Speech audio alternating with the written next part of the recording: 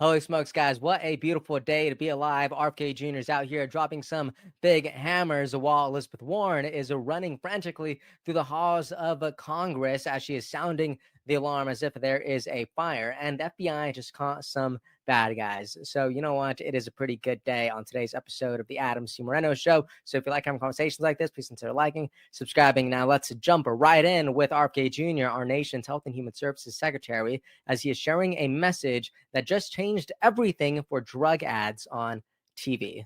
Check this out. Hi, Robert F. Kennedy Jr. here, your HHS Secretary. I'm proud to share a critical update with you today. The FDA is taking action to require full safety information to be included in drug ads on TV and radio. No more hiding vital information in small print or pushing it off to a website or a 1-800 number. Since 1997, regulators have allowed drug ads to avoid full warnings on TV or radio. They let the companies mention a vague major statement of risk and send you elsewhere for the details. That loophole opened the door to a tsunami of misleading advertising. Drug ads drove up prescription drug costs and distorted doctor-patient conversations. Patients saw glossy ads and often asked for new medications. Big Pharma's marketing hooked the country on prescription drugs. We're taking action to end that practice. Thanks to President Trump's memorandum signed last week, the wheels are now in motion to require every broadcast prescription drug ad to display its full safety facts on screen. Companies would have to list important warnings, common side effects, and dangers directly in the ad. It's all about radical transparency and ensuring that you stay fully informed.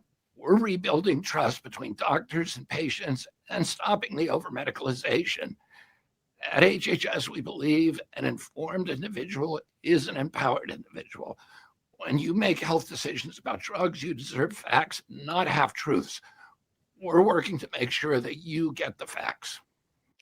Come on, guys. What I love about this is that Big Pharma has flooded the airwaves with drug ads and soft music and pretty beaches and people holding hands for far too long.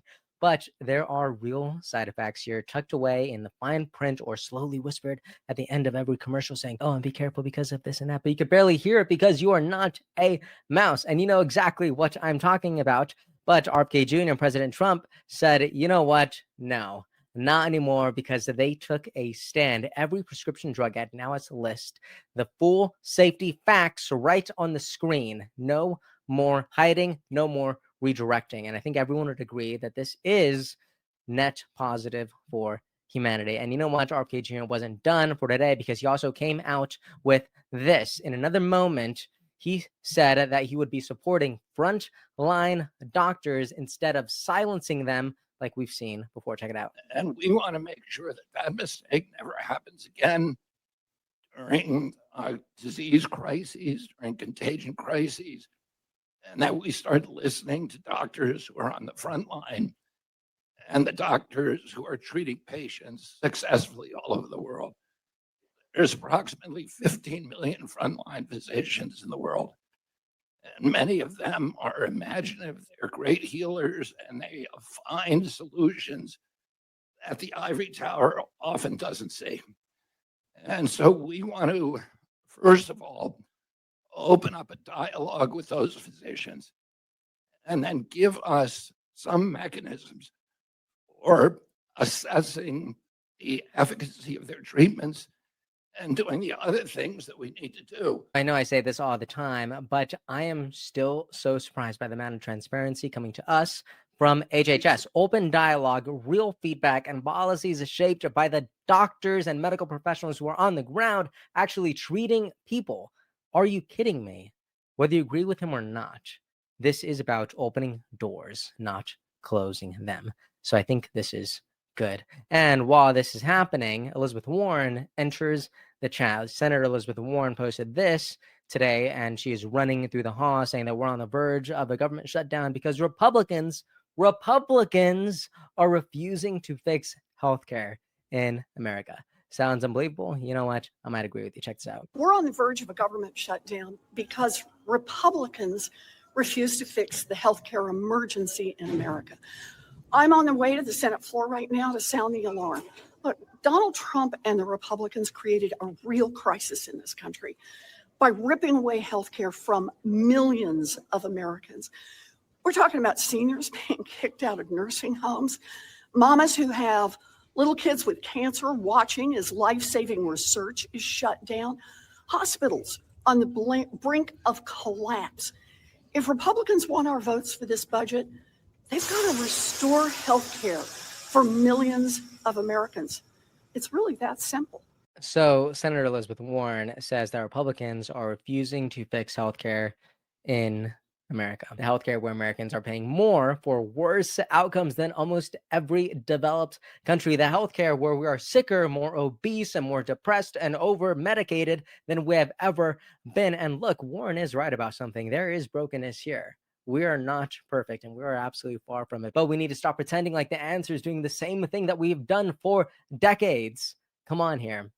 My biggest fear is that we have gotten too comfortable in treating symptoms rather than experiencing true healing. And this is obviously just my opinion. But while this is happening, guess what the FBI is doing? They are out here saving lives. Look at this. FBI Director Kash Patel tweets this earlier today at 3 o'clock. He writes, earlier today, the FBI's National Threat Operations Center received a tip regarding a potential school shooting at Benjamin Cordoso High School in New York City. Based on a quick response by the NYPD and FBI personnel, a student was arrested with a loaded firearm. The FBI will continue to work tirelessly to protect our children. Huge thanks to the NYPD and New York FBI for teaming up yet again to protect our country.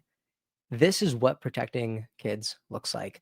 It is quiet, it is quick, it is behind the scenes, there is no drama, just a good old-fashioned action by law enforcement, and I love it. Also, check this out. I wasn't going to include this, but I feel I have to because I think this is interesting. Speaking a little bit of the drama, Kamala Harris's book is out now, and she mentions a moment where she considered Pete Buttigieg as her running mate. Look at this. The headline is, "The running mate Kamala Harris didn't dare choose." All right. Now, I wanted to read this part. Look at this. Right here, right in the beginning. She says that Pete Buttigieg would have been an ideal partner if I were a straight white man. But we were already asking a lot of America to accept a woman, a black woman married to a Jewish man. Part of me wanted to say, screw it, let's just do it. But knowing what was at stake, it was too big of a risk. Now, I wanted to include this because I thought there was kind of an interesting trope here. On one end of politics, you have RFK Jr. doing the unthinkable. He is risking his position. He's constantly getting threatened because he is doing what no one has done before. And then you have Kamala picking what is safe and easy. And look how that turned out for her. So I thought this contrast was very, very interesting to see. But that's just what I think. Let me know your thoughts on RFK Jr. and Elizabeth Warren and the future. All right. Right in the comment section down below. And if you made it this far, please consider liking, subscribing, turn on the bell. You know the bell. And have a good rest of your day. Episode's over already?